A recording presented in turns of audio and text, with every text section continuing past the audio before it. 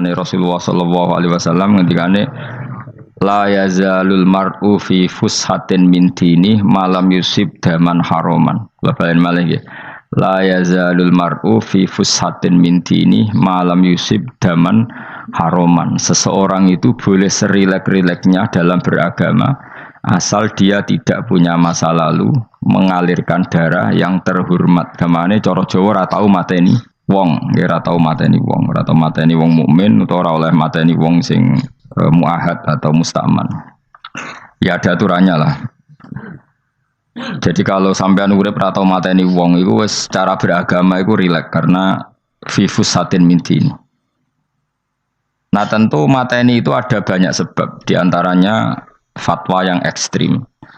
Sehingga ulama dulu itu senang guyon sampai keterusan saiki. Jadi kabeh wong alim khase sering guyon karena memang menghindari omongan penting.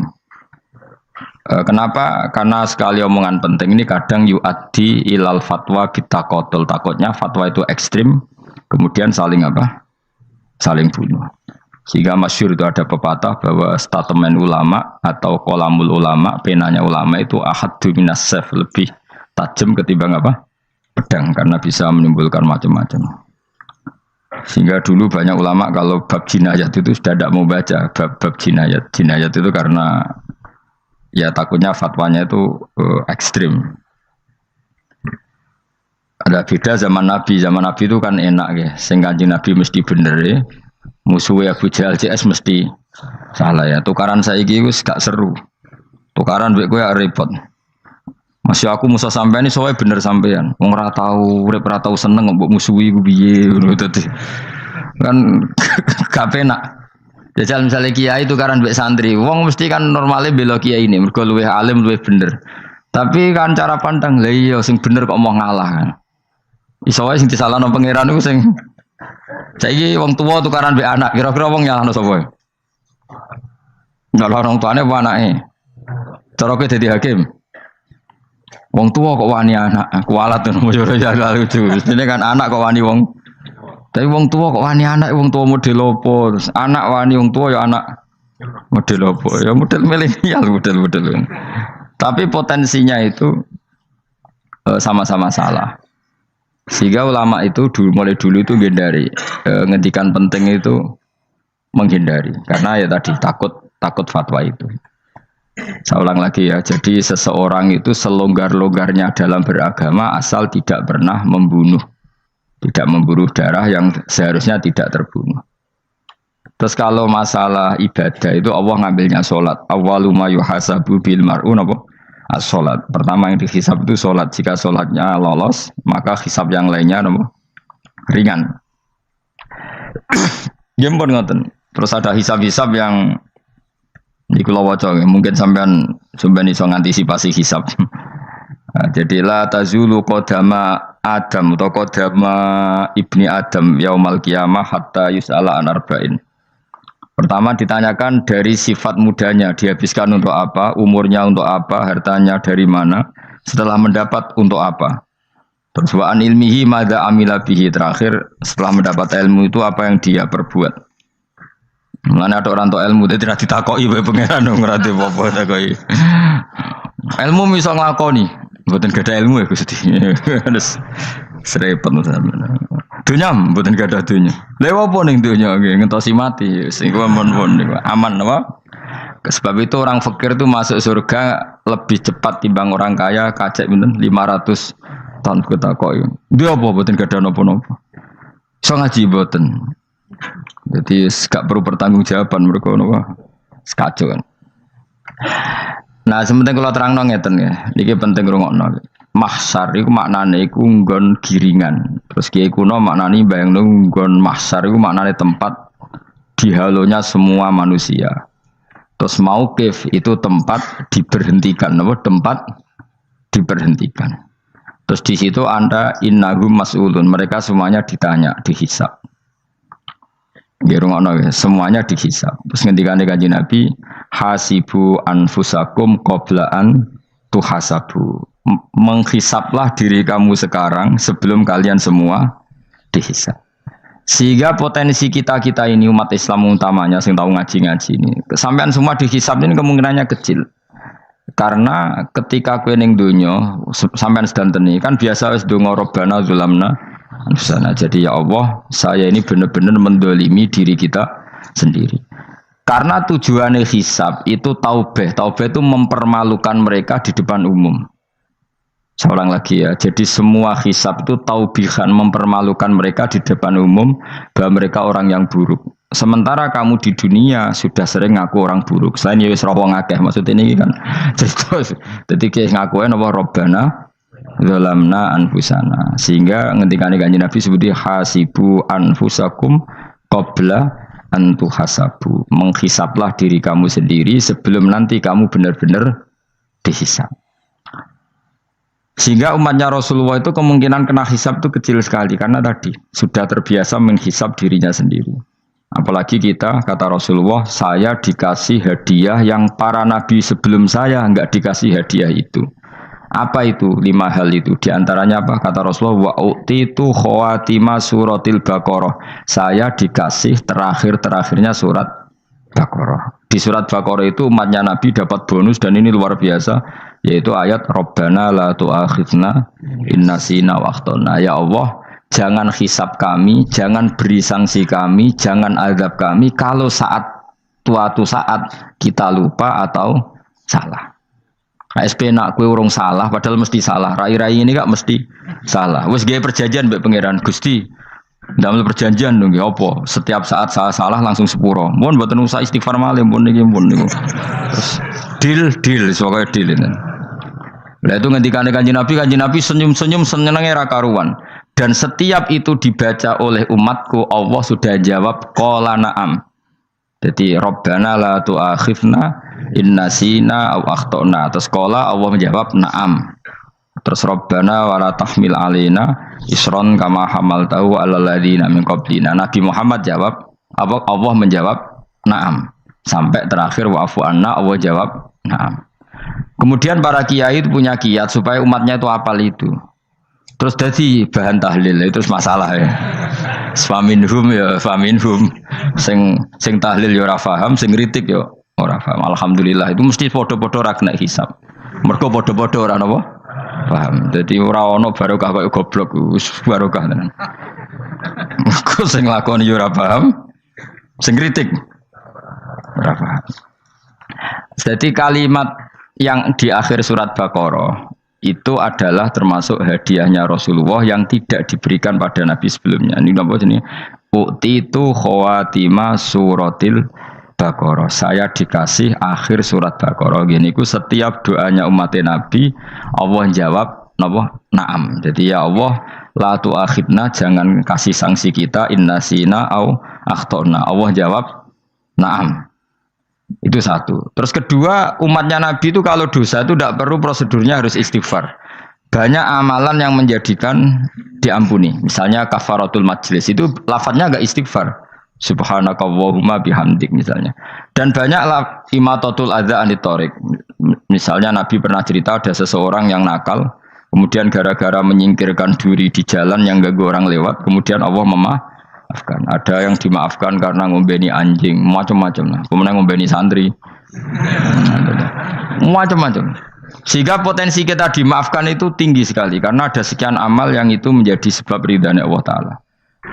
Malah kalau dalam dunia wali itu ada seorang wali mau ngarang kitab, kemudian tintanya itu diminum lalat, dia membiarkan tinta itu sampai lalatnya sampai kenyang, kemudian gara-gara itu dimaafkan oleh Allah Subhanahu Wa Taala. Banyak sekali. Sehingga potensi kita dimaafkan tinggi. Terus turu sudah ada orang rasani wong enggak macam-macam lah. Iku ya insyaallah di sepuro pangeran. Dadi ana wali mergo kakean apa? Turu ditakoki, "Kenapa kowe kok turu wong wali? Mboten siap roh donya, Gusti." "Kenapa? Donya wis rusak tok, patok mboten roh Gusti." Lah iku ya mari swarga napa? Ya swargane wong turu ya kira-kira tok.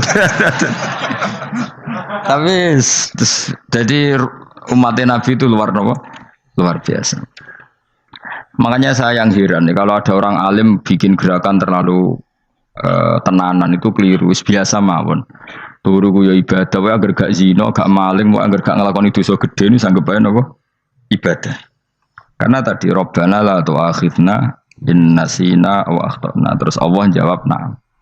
Sehingga kiai-kiai itu takut orang itu lupa terus dimodifikasi sedemikian rupa jadi wiridan. Tapi alhamdulillah kok banyak yang kritik.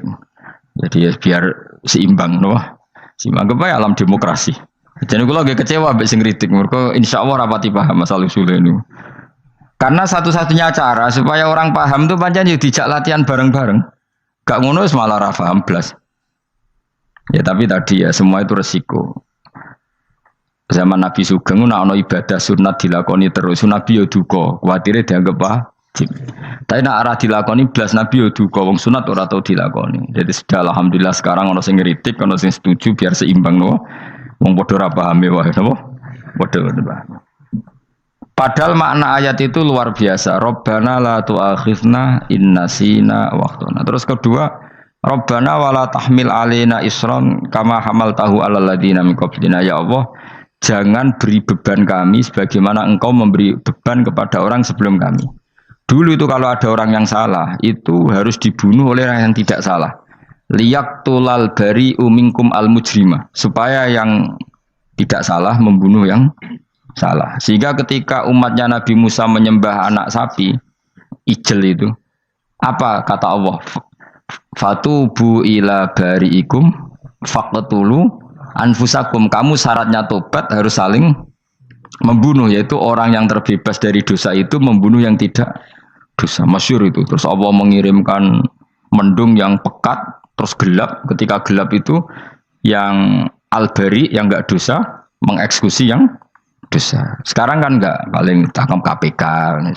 Berarti penjara mulai suka sisa korupsi jake. Jadi penak lah pokoknya zaman akhir itu penak. Pemenang KPK ini mulai disoal jadi aman lah. Sebuah sing bener di aja nih ya sing bener ya pangeran. Misalnya rasa KPK lah nak takwa ya rasa korupsi. Kalau KPK dilemahkan nanti yang korupsi marah. Lah masalah orang KPK lah nak di pangeran kan ya aman karena korupsi. Iku aneh-aneh wae. Iku wong mukmin kok bakas ngono. Pokoke sementing iku nek kowe wedi pangeran kan ra usah polisi, ra usah KPK wis tetep ra usah dosa wong wedine mbek pangeran. Nah, kecuali ra usah pangeran ateis, lha iku masalah. Ya, tapi kan omongan ini gak populer, padahal bener. Nah, aneh. Jadi karep pemilu ngene, terbebas korupsi nek ana KPK, urip makmur nek ana menteri kemakmuran. Pokoke kabeh kuwi mbok gantungno pejabat negara. Mengane tau hitam jeblok, sak jeblok-jebloke. Misalnya rasa sejahtera, sare menteri sosial harusnya gini-gini. Ngono korupsi salah KPK. Ngono ana ora keamanan salah polisi. Senengane nyalahno wong. Gue sekali-kali nganggo tauhid. Nek ana adab iku mergo dosa yang sudah kelewat. Ya tapi kan gak mungkin ngomong bernegara gitu. Tapi atas nama iman bahasa kita seperti itu. Kalau atas nama bernegara emang kita butuh polisi, butuh tentara, butuh KPK. Tapi atas nama iman ya tadi kalau kita diberi sanksi Allah itu rata-rata dari bima qaddamat yadaka itu pasti ada salah yang pernah Anda lakukan. Ya, tapi sudahlah ini zaman sudah seperti ini. Sanut umumnya wong akeh.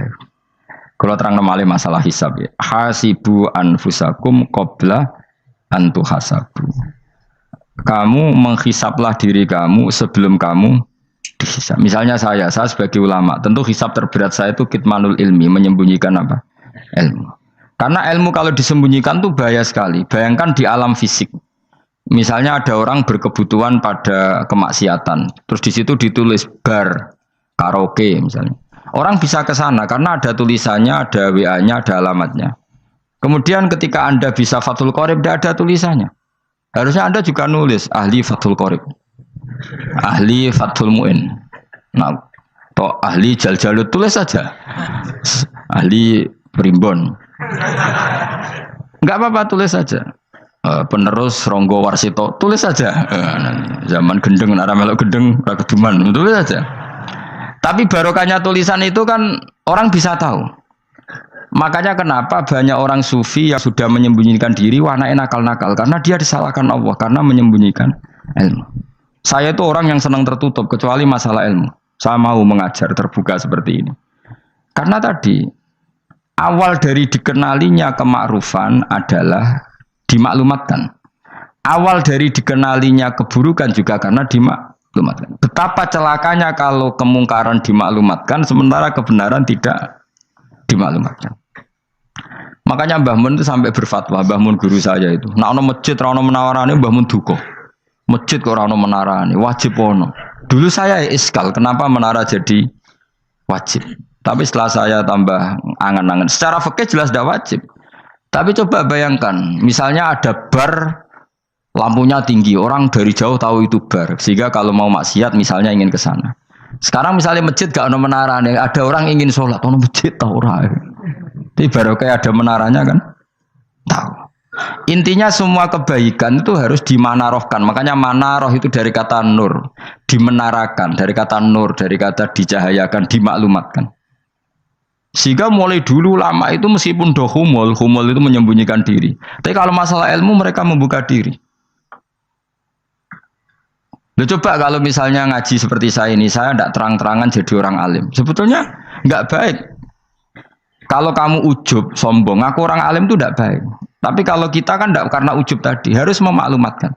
Coba berapa bapak-bapak yang tertolong nyari bidan ketika istrinya hamil. Gara-gara tulisan, karena yang nolong itu bidan.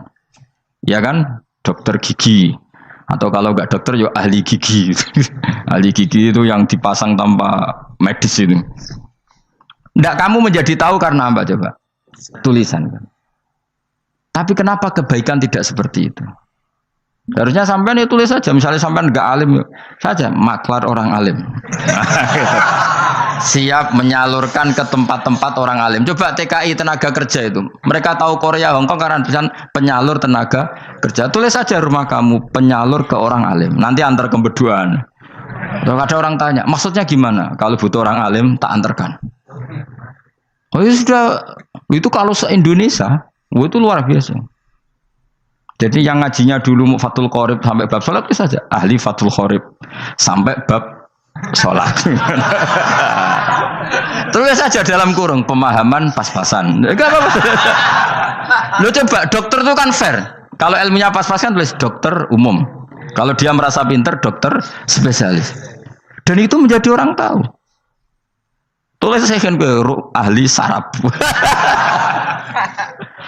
Nah, lo buatan guyon itu betul. Makanya saya ini termasuk orang yang menyembunyikan diri. Tapi kalau bab ilmu ndak. Sehingga nyun saya ada sombong banyak gus-gus alim yang ngaji saya jamul jame, ngaji mahali. Padahal itu kitab tersulit di pondok. Tapi gara-gara saya sering cerita, saya pernah ngaji jamul jame sama Mbah Mun. Saya pernah mentakriri kitab ini. Ini banyak yang ngaji saya. Kalau tanpa itu kan mereka tidak tahu. Ya sampean nggak apa-apa kalau menyaingi saya, tulis saja di rumah kamu ahli jamul jame. Barang diparani ahli apa? Ahli jilid. Maksudnya kalau kitab kamu rusak bawa sini. Ya nggak apa-apa. Nah, sehingga syarat utama jadi nabi itu sebetulnya memaklumatkan diri. Ya saya ulang lagi. Pertama nabi jadi nabi syaratnya apa? Memaklumatkan.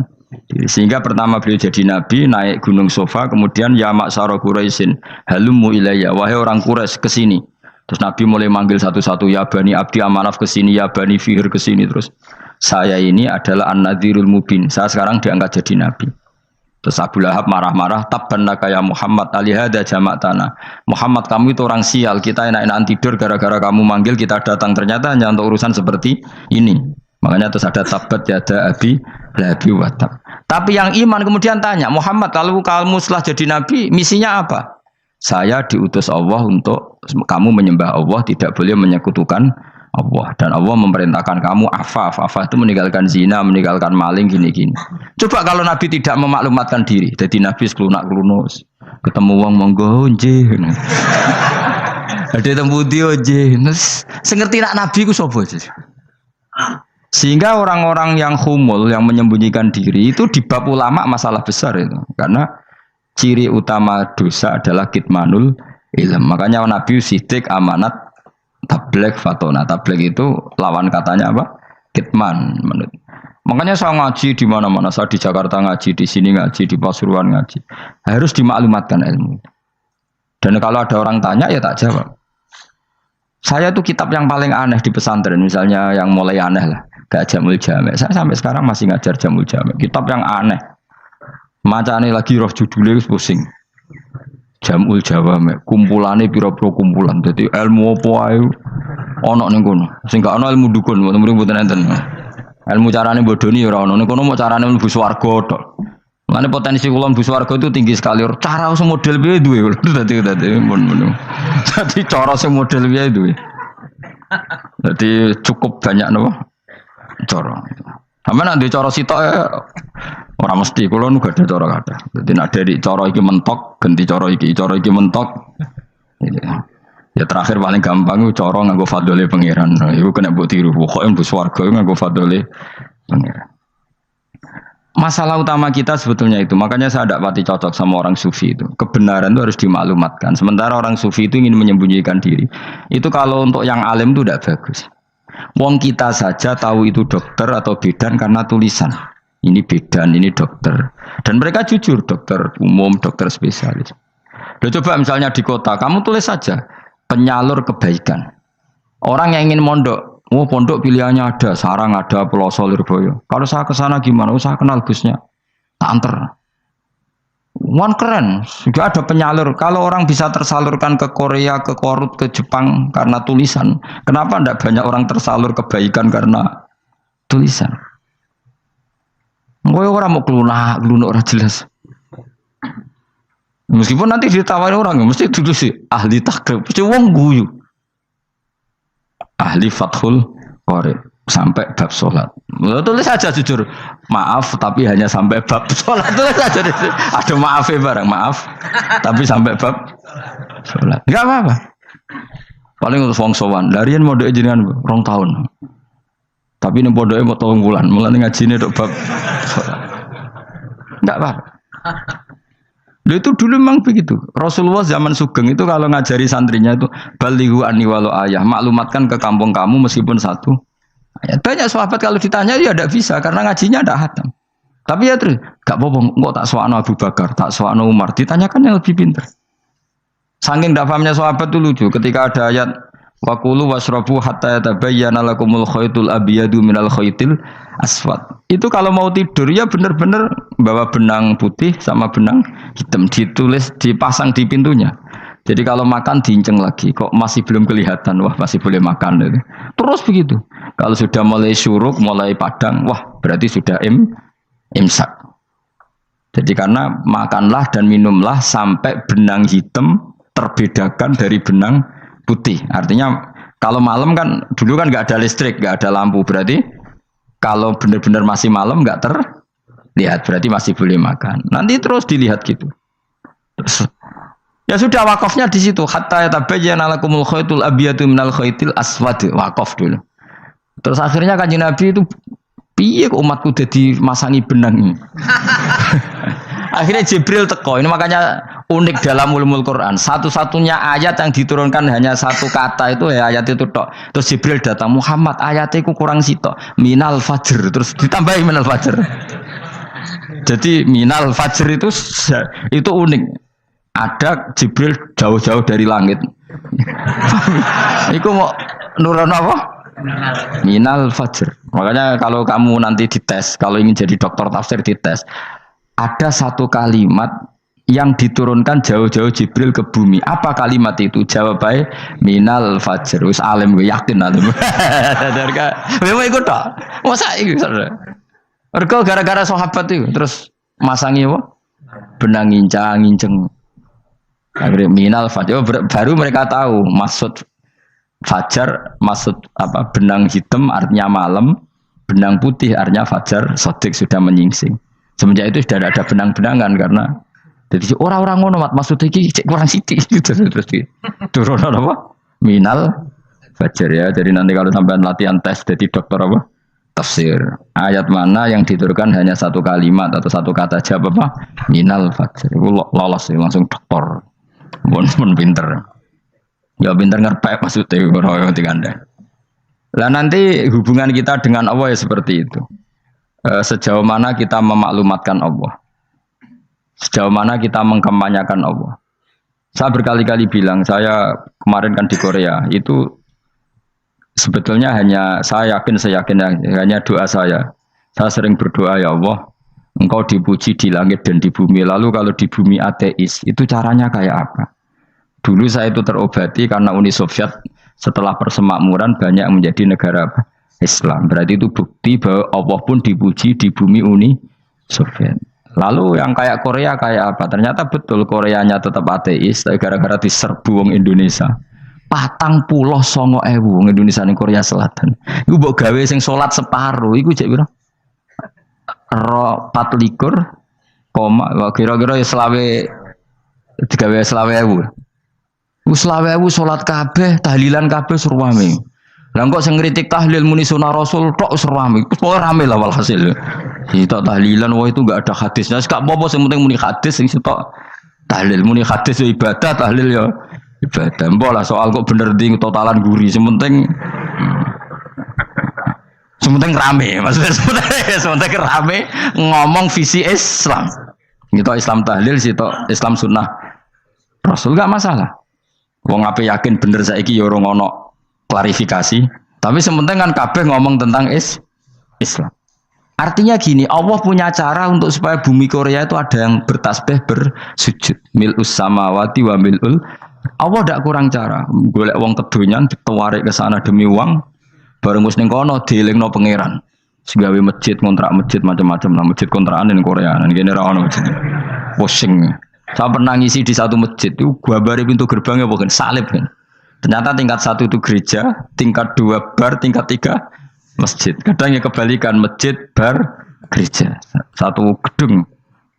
Jadi malaikat saya tidak tahu lewatnya gimana itu. Enggak tahu itu cara lewat gimana karena malaikat bagian rahmat itu nggak bisa dia lewat salib ya. Tapi dia harus menulis ganjaran yang sholat. Nggak tahu saya lewatnya dari mana karena itu. Ya tentu dia punya cara lah. Tapi yang jelas ya agak bingung ini gimana. Itu pernah yang tingkat 2 itu bar pas aktif. Ada santri yang ya pekerja imannya pas-pasan. Kalau nanti gus badhe Jumatan mlebu bar pas aktif wae wong ayu. Meh wera Jumatan. Mergo mau tingkat 2 bar, tingkat 3 masjid. Itu ono khutbah yang barnya tetap main, ada bar yang masjidnya tetap khutbah. Itu masuk bar. Sudah Jumatan apa ning kene wae gitu. Akhirnya ya di situ beberapa menit terus ada komat Jumatan. Aduh. Dosa ta Gus ini. Ya aku muni. Ya segelem Jumatan wae apik. Wong mesti dilakoni kok takok dosa ta Gus. Oh raimu kadung lakoni kok takok. Artinya gini, Allah punya cara untuk menyebarkan Islam di Korea.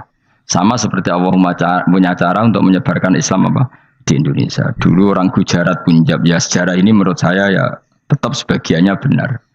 Meskipun tidak seluruhnya benarnya sejarah Islam masuk Indonesia rata-rata orang kan menulis pedagang Gujarat, India ke Indonesia dagang karena mereka mukmin akhirnya juga menyebarkan apa? Islam. Itu jelas nyata. Meskipun tidak semuanya seperti itu karena ada yang dibawa Yusuf Baros itu yang muridnya Sayyidina Ali.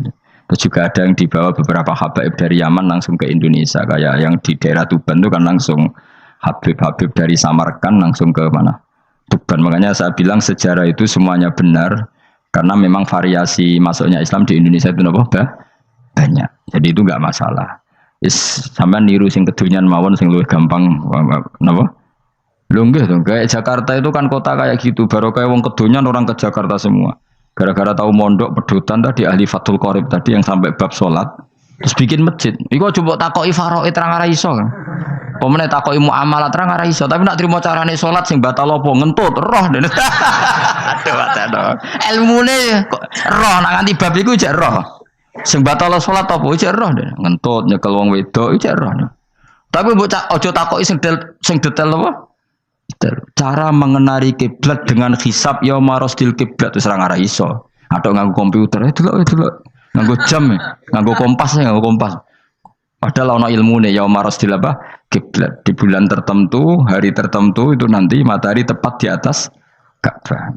Serang arah iso, nak ngono niku serang arah iso.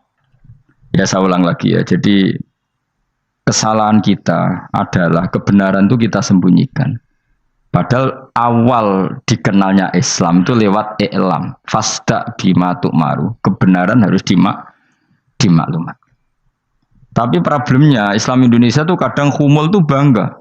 Nggak dikenal orang itu bangga gini-gini. Oke lah, kalau yang nggak, saya sendiri ya suka humul. Sampai sekarang saya suka humul. Saya sampai sekarang nggak suka tamu. Bukan karena benci tamu, ribet. Maksud saya kalau sowan kiai ya ngaji saja, ora usah sowan. Oh ribet. Ya lucu kan, seneng Gus Bak jare wong alim. Terus senenge mau sowan tok ngaji ra gelem iku piye karepe? Wong kok aneh.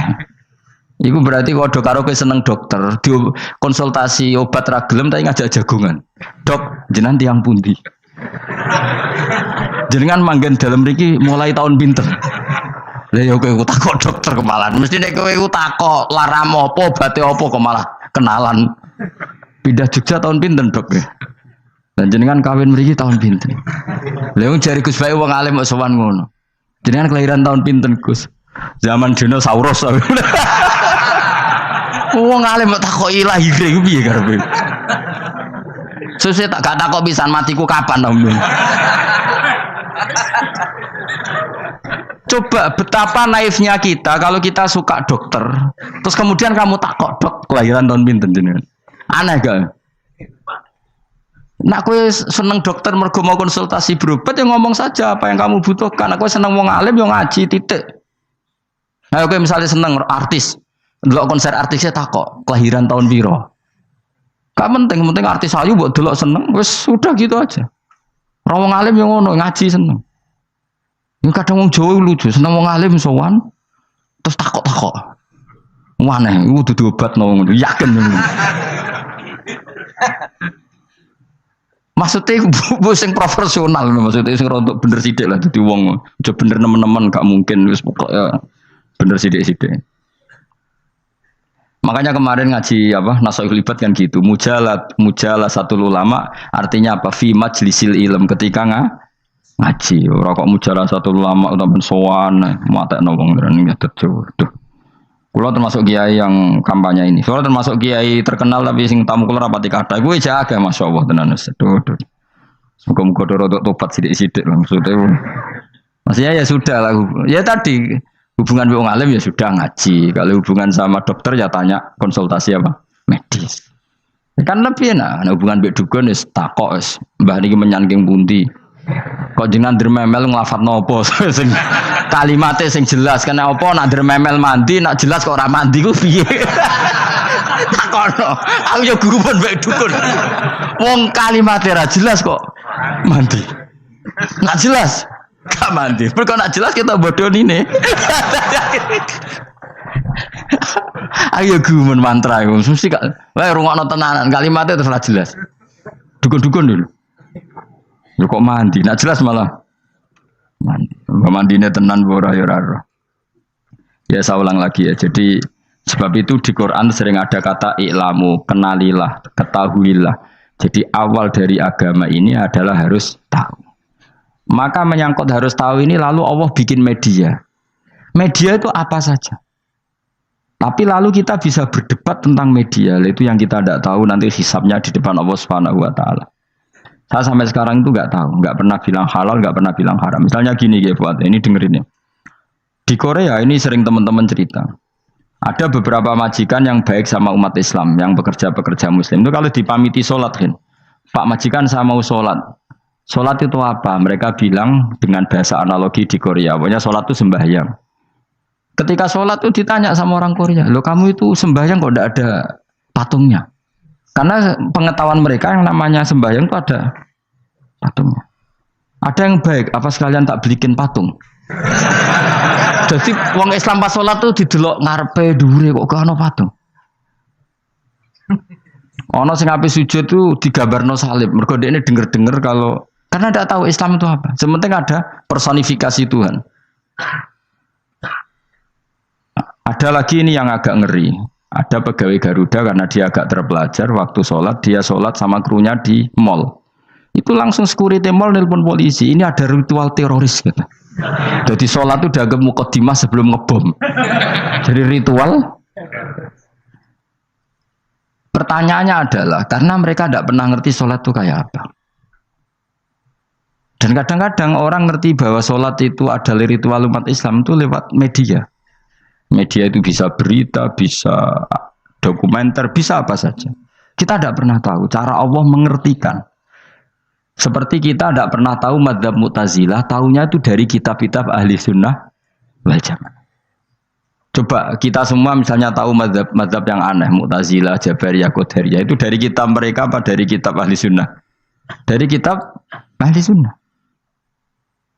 Maka bisa saja informasi keburukan itu dari orang baik dan informasi kebaikan dari orang buruk.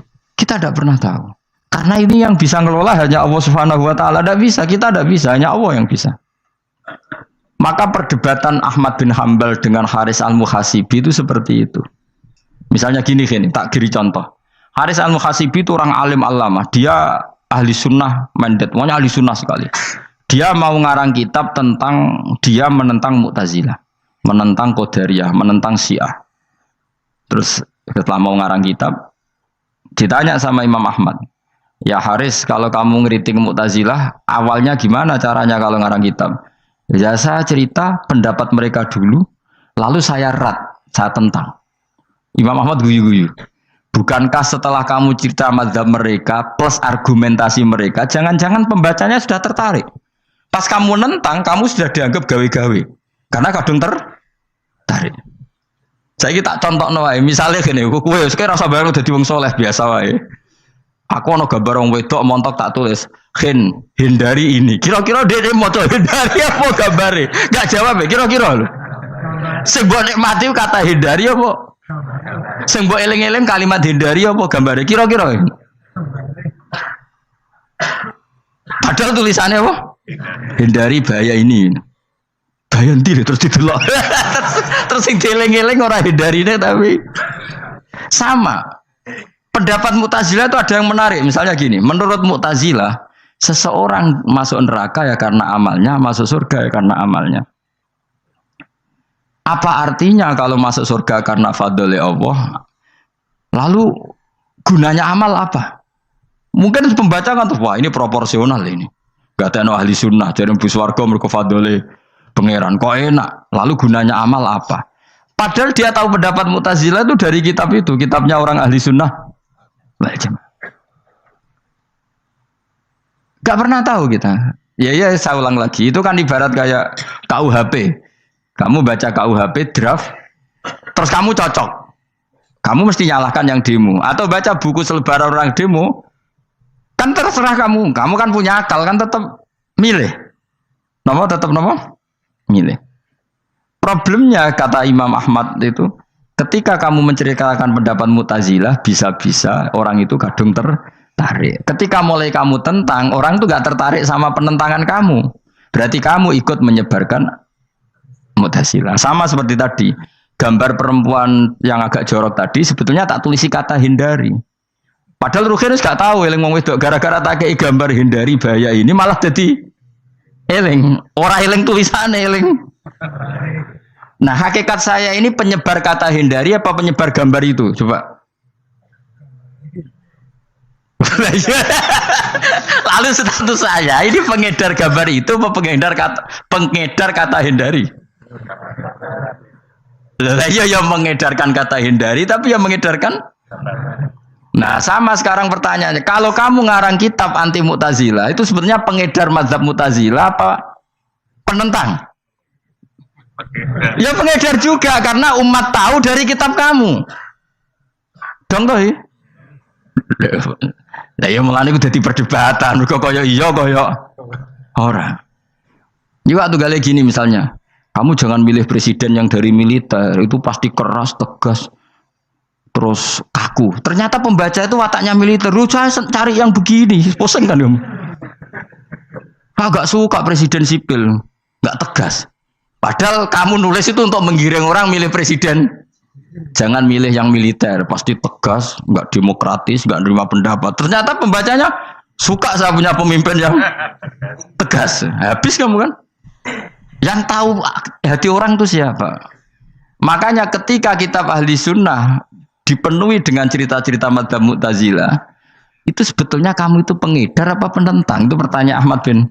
Akhirnya Imam Haris al-Muhasibi bilang gini, enggak, maksud jenengan itu ngelarang apa dukung. Pokoknya mangkel. Dari Imam yo aku pokoknya ngomong ngono ae pokoknya. Terus akhirnya Imam yes, nangoten kita arah jiran buatan sedang ngarang. Makanya Haris Al-Humra akhirnya nggak mengarang kitab itu. Dia sebenarnya pernah rencana Kitabul Firaq fil Islam. Dia mau ngarang kitab kelompok-kelompok dalam Islam. Ya coba mau apa coba? Misalnya kamu bela tahlil, nasibnya juga seperti itu. Hujahnya tahlil, ini gini. Terus hujahnya penentang tahlil. Yang bisa mengendalikan pikiran pembaca siapa? Ternyata dia tertarik sama pikiran penentang. Lucunya yang menceritakan kamu, pengagum tahlil. Kan tidak pernah tahu. Mana nak cari ceritanya Mbah Mun itu lucu. Mbah Mun itu mondok Lirboyo. Itu di Bandar Kidul wakai wong ayu. Itu dulu babanya Mbah Mun itu ada yang suka orang sana sampai nikah orang sana juga pulang ke sarang. Itu diantara mbah-mbahnya Mbah Mun. Suka perempuan sana terus nikah sana nggak pernah pulang ke sarang. Lah Mbah Mun itu lahir dari adiknya, pokoknya dari keluarga dari saudara yang nggak pernah pulang dari Bandar. Diwasiati mun nak mondok ujo geman dolan ning Bandar Kidul. Akeh wong ayu. Akhirnya malah penasaran. Justru kalimat itu yang menjadikan maksudnya aku ayu nganti sepiro kok nganti mbahku katut kan malah akhirnya penasaran. Lalu kata Mbah Mun tak angen-angen bener Imam Ahmad bin Hambal. Maksudnya itu kalimat itu pancen ribet. Kalimat itu ribet pancen. Coba milih mana coba? Jong ojo geman moro pasar opo lah nang daerah kono. Ono opo? Bahaya kan. Gara-gara kamu melafatkan itu malah orang penasaran. Di sana ada bareng delok ning kono ya nak terus mulai nak ora. Nah, makanya pertanyaannya, pengarang buku juga kena hisab karena sebetulnya apa yang dia tentang orang lain menjadi tahu karena ceritanya dia. Coba kamu ngarang kitab saja yang anti Syiah atau anti Mu'tazilah atau anti Murji'ah atau anti otoritarian, mesti pembaca itu nggak bisa kamu kendalikan. Nah, itu juga rawan hisab. Makanya berat. Pokoknya walatus alunna yauma idzin anin naim. Semua itu nanti dimintai tanggung jawab oleh Allah Subhanahu wa taala. Karena kita tidak pernah tahu. Akhirnya Haris Al-Muhasibi gak ngarang kitab. Imam Ahmad itu tidak punya karangan kecuali riwayat Musnadu Ahmad bin Hambal. Kalau gak ada 14 juz. Dia tidak punya karangan. Ketika ditanya, saya takut membuat hal baru dalam Islam. Karena karangan itu kan mesti melogikakan hukum. Sementara Allah tuh kadang gak butuh dijustifikasi seperti itu. Jadi cara kitab usul fikih ini sama tak bedai. Mungkin enggak Allah menyuruh kamu ngangkat gunung Merapi tanpa alat? Enggak, jawab saja. Latihan pinter. Mungkin enggak Allah menyuruh kamu disuruh ngangkat gunung Merapi? Mungkin enggak? Mungkin apa enggak? Nah, itu ulama usul fikih berdebat. Ada mengatakan enggak mungkin. Karena Allah tidak akan memerintahkan sesuatu yang tidak dimampui mukhatab, yang tidak dimampui manusia. Masuk akal. Kaul kedua mengatakan mungkin butuhnya Allah itu mau wong muni yotok nurut. Senajan to gak mungkin. Ayo Hen, Gunung Merapi angkat Hen. Nggih Gusti, siap. Langsung melayu moro. Kuwi Allah wis seneng wah nurut aja iki. Tapi ya kemungkinan cek goblok ora takok sik. Kita kan tidak pernah tahu, makanya ulama ini debat. Kira-kira nak Hen Gunung Merapi angkat. Potensinya kan dua, kue langsung melayu apa ngangkat. Potensinya kan, kok goblok kayak ngono rata kok. Bicarane kok. Tapi ya mungkin dilembek pangeran. Cek nuruti, ora paham-paham lah melayu. Ki milih ndi? Status sing ngene iki nurut apa goblok? Jawab, nurut apa goblok? Ya nurut goblok. Ya aja ngono lah. Kita ndak pernah tahu. Mulane tetap pada akhirnya kita itu wain adri. Kita ini tidak pernah tahu. Tapi kita tahu bahwa semua ada hikmahnya. Makanya kadang orang alim itu bilang saya alim, kadang bilang saya tidak tahu. Maksudnya kita tahu Allah memerintahkan pasti ada hikmahnya, tapi kita tidak tahu maksudnya apa. Ya sudah seperti ini. Akhirnya dunia ya sudah seperti ini. Ya kadang ngerti, kadang orang ngerti. Ya sudah biasa ya. Kalau kita tak kok isi urip orang. Mungkin jawab ya. Munir roh iku nyatane yo koyo roh. Munir roh yo ora roh nak mati. Mulane sudah. Kadang takoki sesuk iku jeng yo ziarah nggih, Mbah. Tapi kadang wa alam, Mbah, insyaallah. Ya karena memang ya enggak pernah tahu. Karena apa ya? Wis ra kena diterangno, Bang.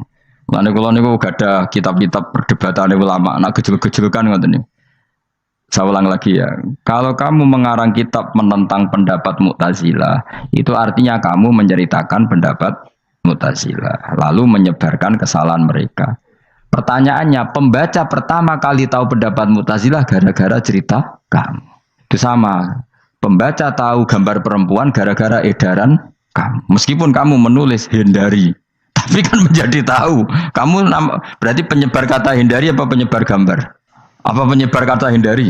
Itu ibarat kayak gini, ada anak kecil baru umur SMP kamu nak hindari narkoba. Bentuknya kayak ini loh nak.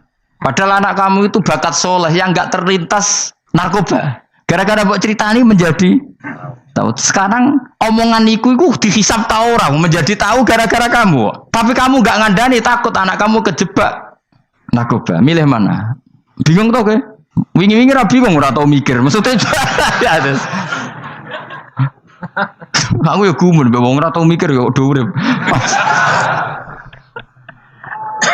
Jadi ya sudah. Ya angel banjur urip ya angel. Mana ngaji, mana ngaji. Ngaji minal fajr.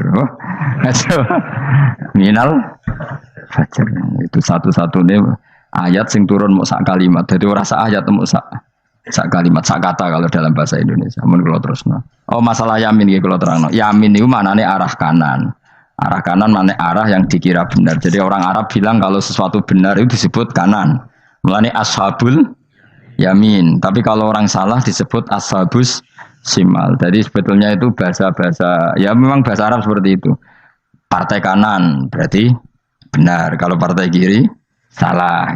Tapi sekarang katanya ada wasatiyah, tengah-tengah. Ya saya malah bingung tengah ning ndi. Tapi nah istilah Al-Qur'an itu jelas ada yamin, ada simal. Tapi kalau wasat itu bahasa sosial, tapi ya sah. Bahasa itu juga sah.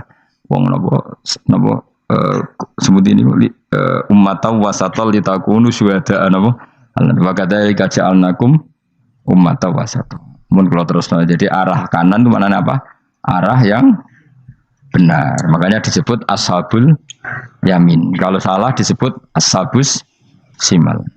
Innakum ladzaikul adzabil alim. Innakum satamne sira kabeh. Fihi tetep dawu, fihi ku tetep ing dalam dawu innakum.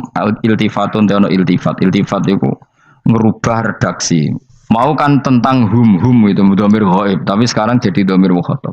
Ladzaikul adzabil alim. Yektine wong kang bakal nyeksani, bakal ngrasakno siksa sing pedih. Wa mutzauna lan ora den wales sira kabeh ilama kecuali perkara illa jazaa kecuali wales perkara kuntum ana sira kabeh tak malu nang nglakoni sira kabeh illa ibadah wahil mukhlasin kecuali kaulane Allah sing ikhlas. Jadi semua orang itu akan kena siksa kecuali kaulane Allah sing napa ikhlas. Wis ikhlas pokoke enak-enak ibadah ikhlas mun nang ngandel kula ibadah paling nyaman ikhlas. Mulang ya mulang ae mergo perintah Allah. Cek murid temrohae guru cek ora ban sak karep-karepe pokoke mulang ya mulang ae. Sekolah nih, pokoknya mulang-mulang aja. Cek roh aku ora urusan, pokoknya mulang wis. Boleh ridane Allah, sebenarnya akhirat rakakan hisab ribet mikir manusia ribet. Pemane mikir hak-hakmu ribet. Turuti ora tau warah, seripot kabeh. Ben ngono, dunya ben ngono. Nah, dhekmu mesti dianggep ae urip sedina-sedina. Sing ngomong bayangno urip suwi wis sapa? Wa amali akhiratika ka annaka tamutu khodan. Lan kula nak di 200.000 tak anggap wage. Urip nganti sesuk dhuwit 200.000 cak aki. Lah kowe bayangno dhuwit akeh, bayangno urip nganti 20 tahun. Sing ngongkon bayangno ngono iku ya sapa? Jelas Nabi dawuh wa amal li akhiratika ka annaka tamutu khodan. Kamu ngamal untuk akhirat seakan-akan mati be. Jadi misalnya aku digedingi wong sakmen aki, digedingi mok sewengi enteng sesuk wis mati wae. Jebule cek urip. Ya anggap ae cek sesuk. Kan mok sedina-sedina ngitunge apa? Mulane anggere ana panitia ngundang aku pengajian pusing. Aja mbok undang saiki aku mari bingung. Pokoke nek sesuk acara bengi aku kandhani. Mboten Gus ben ana kepastian. Kepastian mbahmu ora melok duwe donya men kepastian namanya. Wong ora tau ngaji tauhid to namanya. Pas ya coba 2 bulan lagi disuruh bilang iya ben ana kepas. Sing iso ngatur donya sapa? Akhirnya tapi ini benar kepastian mbahmu manusa sing iso nontonno sapa. Pokoke nek acarane Senin, aku kandhani malam Senin, aku ono ya iso wae lunga. Gampang kan? Tapi kan jantungan. Akhirnya golek kiai serep. Alhamdulillah ras itu. Terus kalau ngaji teng mriki pokoke umume iku akhir bulan iki ngono tok santai wis. Ya biasa wae. Ya pokoke urip ku anggap ae sedina wa amal li akhiratika ka annaka tamutu. Dan jadi misalnya damuk bojo ya andang sedina. Sesuk wis mati apa. Boleh sesuk jauh urip diwamuk meneh. Paling sedina. Wis sedina mati, yes. Enggak suwe-suwe ra aman apa? Aman. Aman. Wani urip ngono. Jadi daftar wali, tahu warai ngono ora. Ikhlas ki ngoten carane ki salat ben nyaman. Ketika Rasulullah sholli ka annaka sholatu muwaddi'in. Kowe nek pengen salat ikhlas, anggap bae iku salat sing terakhir dan kenangan terbaik kamu di dunia adalah tahu salat, tahu sujud. Juga salat tuh happy. Ya Allah ini sujud saat terakhir, ini rukuk saat terakhir. Seneng dadi salat. Salat kok ora. Sewante kok salat meneh. Sewante akhirnya awur-awuran. Mana kira dadi wali-wali aku. Krasa Kang, nek dadi wali ku mau ambune. Kita ora ngono ambune semboyo. Maksudnya ora usah wali-wali papan atas, yang ringan-ringan ae, sementing bener. Jadi syarat wali wa amal li akhiratika ka annaka tamutu dan beramallah untuk akhirat kamu seakan-akan kamu mati besok. Jadi di masalah berat ya enteng wong urip mau napa sedina. Apa meneh nek kowe luwih wali meneh, ora nganti sesuk malah. Setiap saat aku iso mati. Berarti nanti masalah kan lep sedilu. Cuma masalah kowe permanen bar mati tambah neraka. Lha kok aja sampe. Malah selawase. Lawas. Mulane masalah ning donya tok, ora usah sampe tok akhirat. Ojo. Aku kan repot ngajajai kowe. Seakan-akan mati besok. Pertanyaannya apa setelah mati gak ada masalah? Ternyata tambah banyak masalah. Sebenarnya sementing ikhlas semono. Wa illa ibadah wahil mukhlasin. Jadi kalian semua pasti merasakan siksa dan akan dibalas kecuali mereka sing ikhlas. Mesti wong ikhlas itu aman. Illa ibadah wahil mukhlasin kecuali kawulane Allah sing napa ikhlas. Wa ja'alna minal mukhlisin.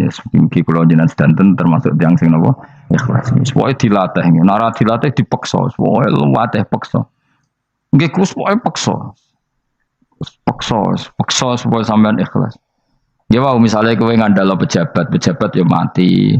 Nak mati ora kuat, sing kuat namung Allah Subhanahu wa taala. Jadi sehingga terlatih. Nah, bagaimana mungkin saya bisa hidup tanpa komunitas nasional, ya kamu yakini aja komunitas itu bisa saja mati atau benci kamu atau perubahan sistem. Ya kaya dhisik misalnya wong duwe wartel iku kaya sugih toko wartel.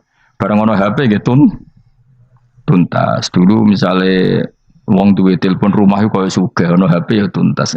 Jadi perubahan-perubahan ini menjadikan kita tidak percaya terhadap dunia ini. Mesti ora iktimat, ora tetanggenan be dunia ini. Yang enggak pernah berubah hanya Allah Subhanahu wa taala. Misalnya ngono kowe sayang anak, iso wae anakmu sampean gedeng kowe aja katut bojo. Kowe sayang tangga iso wae gedeng kowe. Utawa ana perubahan sistem sing dadekno kowe ra urip ning kono, misale kowe ndonga muga-muga disenengi wong bidukan, jebule kowe ditakdir urip di daerah lah. Enggak pernah tahu. Sing mesti abadi namung Allah Subhanahu wa taala. Semulane illa ibadah wahil mukhlasin. Kecuali kaula-kaulane Allah sing mengikhlaskan amal hanya krana Allah Subhanahu wa taala. Ail mukminina tegese pira-pira mukmin. Uti dawuh iki istisna mungkotion kang terputus. Dzikra jazaohum. Utawa ngene, dzikru jazaihi mutawi nutur piwalese para al-mukhlisin fi qouli ta'ala ulaika lahum rizqum ma'lum. Ulaika te mungkon-mungkon sing ikhlas lahum tetep kedhe ulaika fil jannah rizqun utawi rezeki maklumun kang wis ditentokno bukrotan ing lembek besok wa asyan waktu sore. Rupane rezeki apa fawakihu iku pira-pira buah-buahan badalun dadi badal bayanun utawa menjelasno rezeki maring rezeki. Bahwa tekang aran fakihah utawa utawi arisku merupa fawakih ma perkara. Yuk kalau kang den pangan apa mata lagi dan krono enak-enakan lali hifdzi sihatin. Ora kok krono jaga kesehatan. Jadi ning swarga iku mok sifate pakanane mung go enak-enakan tok, ora ana makanan pokok. Mergo makanan pokok kowe mangan beras ning Indonesia kan go ketahanan fisik. Sementara di surga tidak perlu ketahanan karena dijamin fisik kamu abadi. Paham, bisa ulang lagi ya. Kalau di dunia kan kayak butuh mangan pokok supaya mempertahankan fisik. Karena fisik kamu rawan rusak kalau tidak makan makanan pokok. Sementara di surga fisik kamu tidak mungkin rusak sehingga tidak perlu makanan sing pokok. Kabeh sifatnya makanan mau gue enak-enakan tok. Ora perlu lali hifdi sihatin, ora perlu gue jaga kesehatan. Mergo li anna ahlal jannati krana sak temene penduduk swarga iku mustaghnuna semugih kabeh an hifdhiya saking jaga sihah bi khalqi atsadihim sebab gawe jasad ahli swarga digawe lil abadi krana selawase lawas. Jadi kamane di surga kamu tidak perlu mikir obat, tidak perlu mikir pakanan sing menguatkan karena fisik kamu sudah didesain abadi. Jadi butuh makan itu hanya menunjukkan untuk kenikmatan. Jadi kamane ada semuanya itu demi kenikmatan, tidak demi menjaga ketahanan. Karena tubuh kita pasti sudah tahan karena didesain lil abad untuk selawase lawas. Wahum haliuti ahlul jannah mukramun den mulya ana kabeh bisabillahi taala kelan ganjarane Allah taala. Maksudnya kelan ganjaran sing diaturno oleh Allah Subhanahu wa taala. Fi jannatin ing dalem swarga kang penuh nikmat. Ala sururin ing atase pira-pira napa bayang utawa pira-pira napa singgasana mutaqabilin hale adep-adepan kabeh. Layar ora ningali sapa badung sebagian wong akeh kofa badin ing sitoke sebagian sing liya. Jadi kamane ahli swarga iku ora ana wong ngungkur-ungkuran lho. Dadi semua kalau ketemu madhep ora kaya ning Jawa. Nek cocok mungkur. Iku ning donya, nek ning akhirat wis kabeh ketemu wani madhep. Artinya wani madhep enggak ada masalah. Corong Jawa kan ngoten. Wong iku diutang aku, nak ketemu ora madhep. Wong iku tau bodoni aku, nak ketemu ora madhep. Di Jawa itu kan bahasa itu sudah benar. Orang itu punya utang saya sehingga kalau ketemu saya tidak berani tatapmu muka. Nah di surga itu kalau ketemu berani tatap muka artinya apa? Antar mereka tidak ada masalah sama sekali.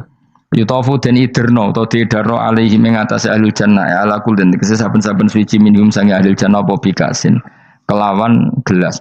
Wa ta'al kasu alina iku ada bisa robi klan ono isine minumane kasu. Min mainin saking arak sing seger. Min khamrin tegese arak ya jadi kang lumaku opo ikhla khomer ala wajil ardi ing atase bumi jabani bumi kan haril mak kaya dene sungaine banyu. Dadi arak diharamno ning donya mergo soben dihalalno ning akhirat. Dadi malah ana ancaman sing ngombe arak ning donya ora bakal ngombe teng napa akhirat ya kecuali kalau mau tobat. Bedoa terputih asad tegese banget apane badan putih minal laban dibanding susu. Ladatin terenak eladidah tegese enak li syaribin kudu sing ngombe. Bi khilam bi khamri dunya kelan beberitani arak dunya fa inna khamrat dunya iku karihatun ora nyenengno ing dasurbi nalikane dinombe. La fiha ora ana iku tetep ing dalem khamrah. Haulun utawi dadekno mabuk ma tegese perkara yahtalu kang iso ngilangno apa mauku lahum ing akale wong akeh. Arak-arak di akhirat nanti itu tidak arak yang memabukkan. Walahum lan ora ana utawa ahlul jannah anda sing arak yunzafuna iku didadekno mabuk sapa ngake fathiza wa kasra minna sabasyarif wa anzafa yaskaruna tegese dadi mabuk sapa ngake utawa yusiruna dadi mabuk sapa ngake bi khilafi khamri dunya hal berbedane arak dunya. Jadi mereka ngombe arak tapi tidak mabuk. Mereka punya bidadari banyak tapi ora selingkuh ora darani zina. Mulane ning donya ora usah zina sampeyan ning akhirat ana widadari akeh. Wayu ora usah bayarno. Wis ayu ora cerewet ora njaluk blonjo supaya penak lah soe. Ning donya serapati ayu njaluk blonjo ngomel aduh ribet. Mesti bojomu ora bojoku. Wa indahum qasil. Tapi ngalami kabeh ora apa-apa sunnatullah napa? Ben seru napa? Tapi sepi lho. Omah esuk ora ono ngamuk sepi. Tapi angen-angen ya bener. Ben napa? Omah iku hidup. Omah iku napa? Wa indahum qasiratut tarfiin. Wa indahum lan iku ana ing sanding ahlul jannah qasiratut tarfi utawi bidadari sing pandangane iku terbatas. Manane habisatul ayun tegese muk membatasi pemandangan ala azwajina ing atase bojone bidadari. Dadi ning swarga wis bojomu ayu enggak pernah memandang cowok lain. Gak kepikiran delok wong liya. Ora usah mbok takono. Nang ning donya piye Gus? Takono dhewe kowe takon. Wong sing alami kowe kok takok aku. Layang durna ora ningali sapa kok para widadari la ghirihim maring liyane bojone li husnihim krana apike bojone mereka indauna ana ing sandinge widadari. Dadi widadari ku didesain mok roh gantenge wong ku mok bojone tok. Nak ro wong liya mbok ketok apa pokoke roe ku nak sing apik ya bojone tok. Nak ning donya piye coba takon. Nak ning donya kan bojom sering istighfar. Nah nasibe aku wis nduk bojo ngene wis ngono. Sampai ngandani anak sing perawan ngene, "Nduk, kowe buka-buka aja ngalami koyo aku." Matene wong tenan. Muji bojone wong liya ora tau gelem muji bojone dhewe. Lah nek takok, "Lah kok ngono, Gus? Kowe lah tekem ya ngono." Ndek bojo iku ngeluh. Lah iya akhirnya diwales pangeran bojomu untuk kowe ya. Lha kowe dhek lakonan ngono. Wah, tangga kabeh bojone ayu kok aku tok sing wis terusno dhewe-dhewe. Wae kabeh dihisab dhewe-dhewe. Dan bidadari kelakuannya ra ngono ya.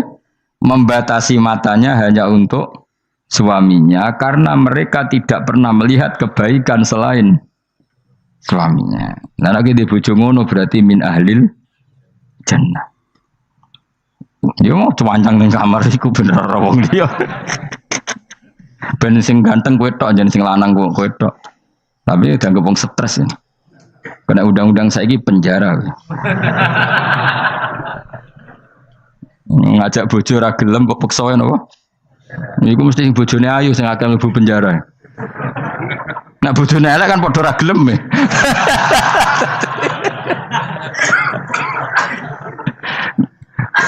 Bapak gak ada kiai. Kiai ini lucu, konco akrabe bapak. Dari cara apa?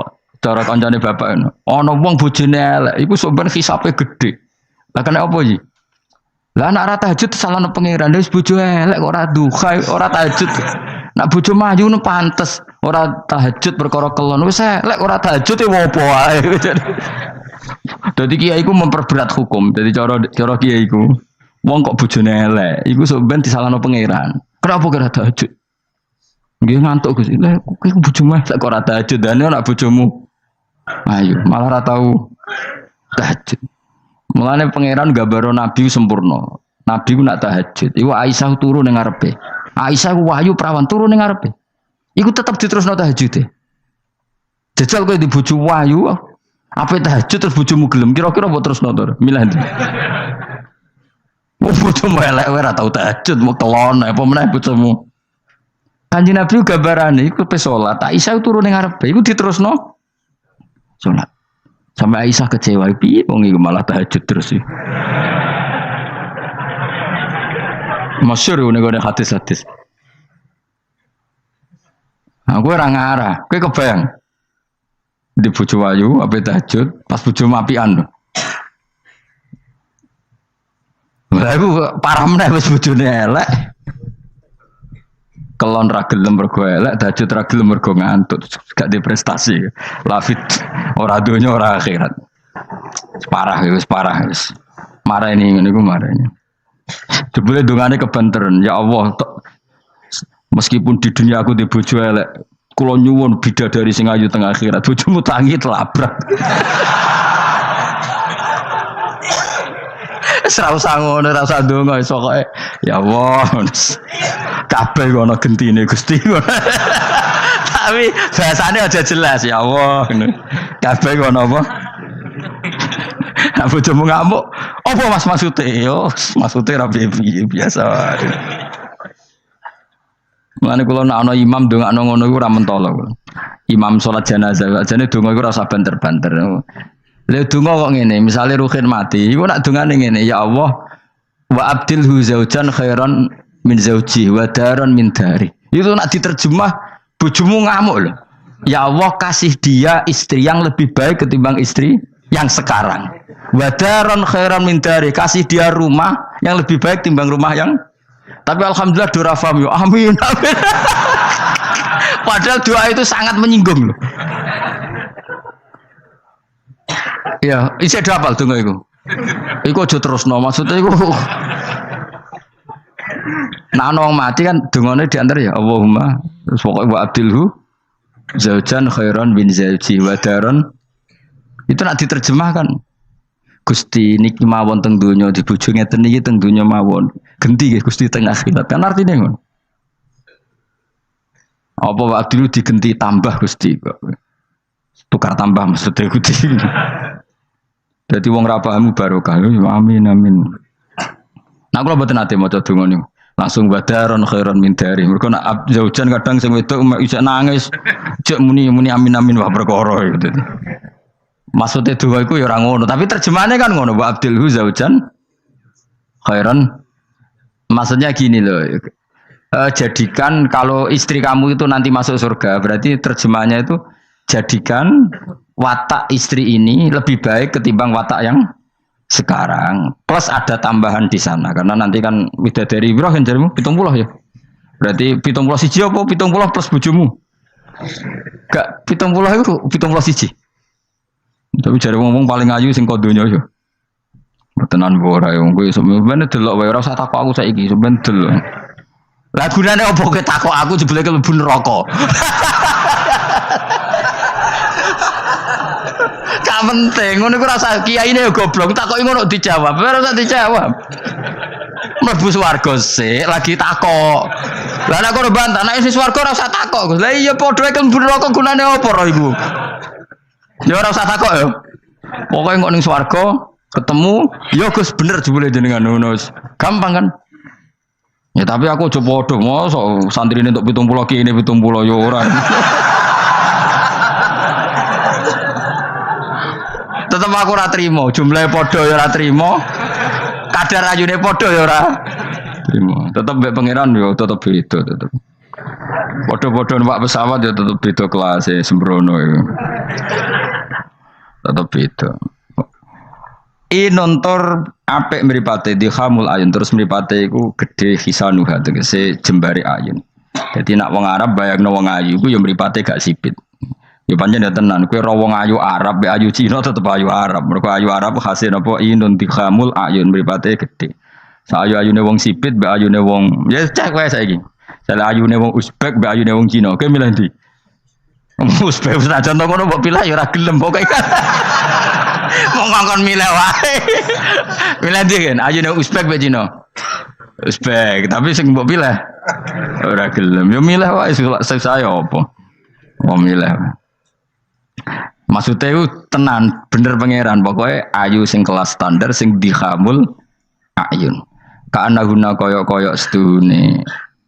Bidadari filau niku bedun niku endok maksudnya ninuam kedue burung unta maknun kan tersimpan.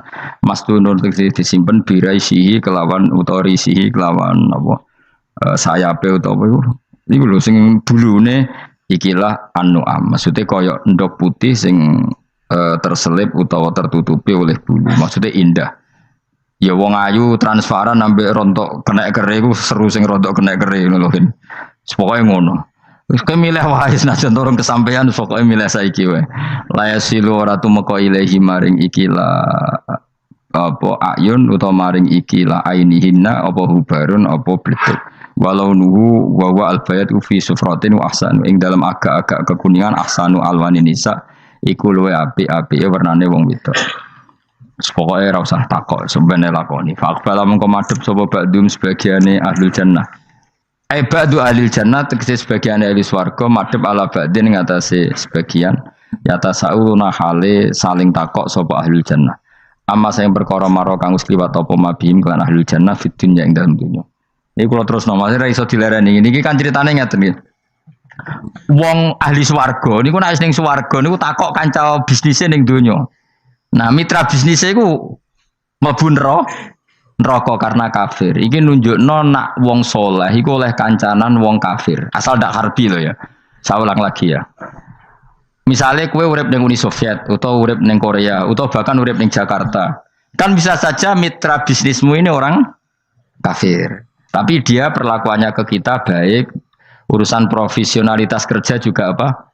Baik. Singkat cerita, ketika di dunia aku sempat misalnya kayak dijak dugem gak gelem, dijak zina gak gelem, terus dijak maling gak gelem, terus si kafir tadi ngomentari ngene, kenapa kayak ra gelem zina, ra gelem maling? Ya kita nanti kan dibangkitkan, dimintai tanggung jawab. Terus dari sing kafir gak tenan ngono iku. Mosok orang mati mau dibangkitkan lagi. Nah, ketika perdebatan zaman di dunia terus mbok akhiri, ya wis karwane sok mben. Nah, ternyata kalimat sampean karwane sok ben mbek Allah diwujudkan ketika kamu nanti masuk surga. Kowe takok, "Ya Allah, saya beri hak ketemu teman saya yang berdebat sama saya." Singkat cerita, kamu dikasih lorong sama Allah untuk ketemu dia. Kancamu wis ning neraka. Dadi nunjukno wong nek ora kesampean dendame gak lega iku manusa. Wis manusa wis ngono kabeh. Sampai ning swarga iku nek ora kesampean dendam, akhire ketemu ning neraka. Piye saiki kowe mbek aku bener ndi? Nyatane aku saiki ning swarga. Kowe kan sing ngomong nak aku wis mati iku ora iso tangi meneh. Nyatane aku saiki tangi. Tangiku ning swarga ke neraka. Bar ketemu kabeh lega lagi dibalekno ning swarga. Lha wis disebut fal yaumal ladzina amanu minal kufari yadhakun alal araiki yang zurun hal suwibal kufaru makanu yafalun. Jadi nanti kamu yang punya teman-teman di masa lalu dikei kursi dilungguhno ndure neraka, tapi sudah diatur mbek pangeran sedemikian rupa supaya kowe ora ceblok.